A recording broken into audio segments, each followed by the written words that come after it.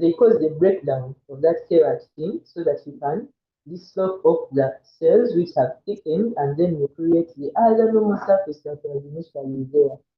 So the keratolytics that we can use salicylic acid plasters. So they are called plasters. Usually that's what they are referred to as.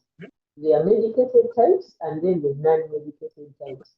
So the medicated types usually come in with salicylic acid. Okay?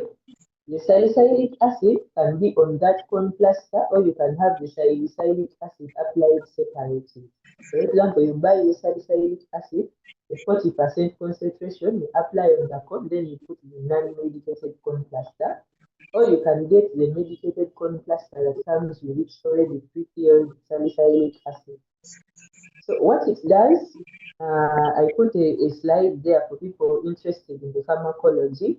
It actually has about 4 mechanisms. It has 4 roles that it does, the salicylic acid, some of which are not related to our topic today, but I just brought them out because we have the product in different percentages. So its first role, the main reason why we want it here anyway, is to use it as a keratolytic. Okay? So here it will just break down the intercellular cement that binds the cells of the skin together. So once those cells are broken down, they will disquamate easily. So they form something. You know how you have sugar? Okay?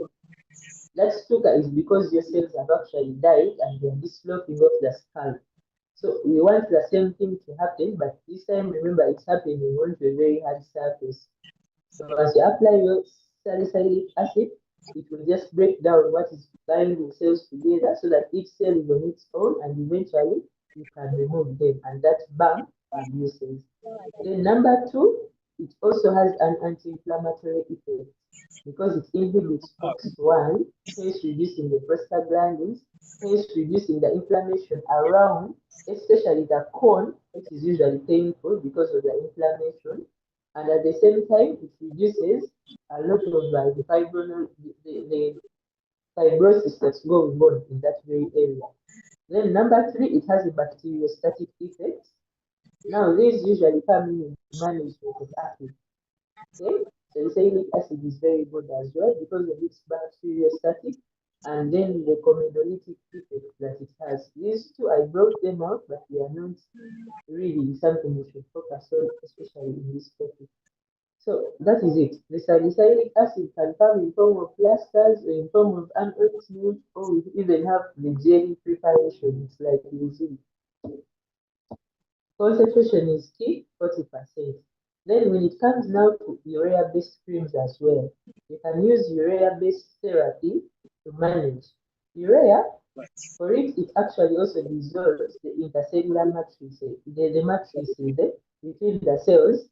It will first of all break it down the way salicylic acid does it, so that this formation or this sloping off of the cells becomes easy. Number two, it also causes water retention. Remember, usually when you have a callus or you have a cord, the skin around it is really very hard and dry. So this time you will moisten it and helps actually even soften the skin around it. It makes this formation, it makes scaffold debridement easier. So why I say you can combine both the pharmacological therapy as well as the surgical therapy is you can first apply the corn plasters. For example, someone comes in with a corn, they are in pain, apply your corn plaster, either a pre-medicated one with salicylic acid, or you apply the salicylic acid separately. Put the plaster there very well. The plaster comes with its instructions. Put it there, it has that surround thing. Put it, cover it very well. Give the patient 2 to 3 days. Then once they come back, you get your scalpel and then you cut it down slowly. Okay? Usually they don't even bleed. That thing is just hard tissue.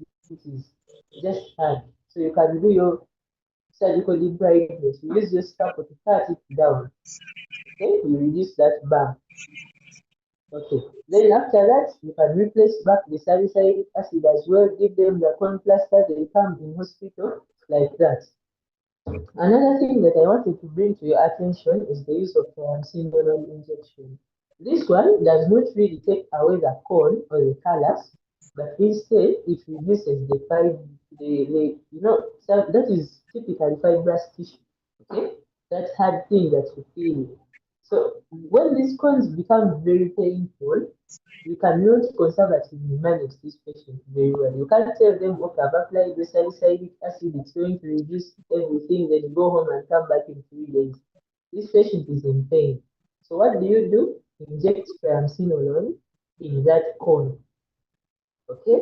Then after, do the rest of the therapy the way it's supposed to be done. Patient will go home with, they will be pain free and at the same time will continue managing their cone normally. Reduce the cone slowly.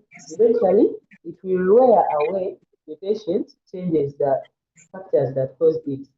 If they still put on tight shoes, ill-fitting ones, it will come back. Okay? If they continue doing the abnormal gaits, usually also are another cause of this. Someone walks irresponsibly, they will come with a cone simply because they are putting pressure on areas which are not supposed to bear pressure. Yeah, basically that is about the content. Unless someone has a question, I think I've covered everything. Thank you.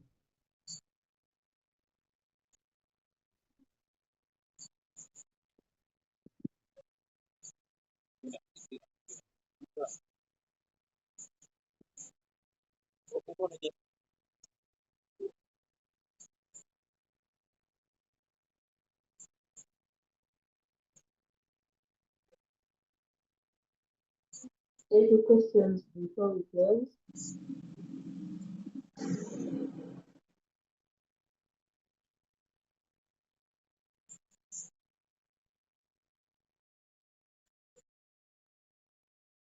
Anyone with any question? Anything you want me to clarify?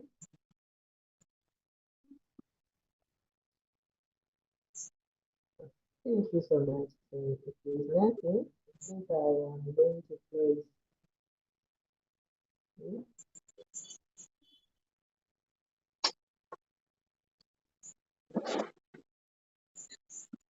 Amaliriza. Munda maliriza.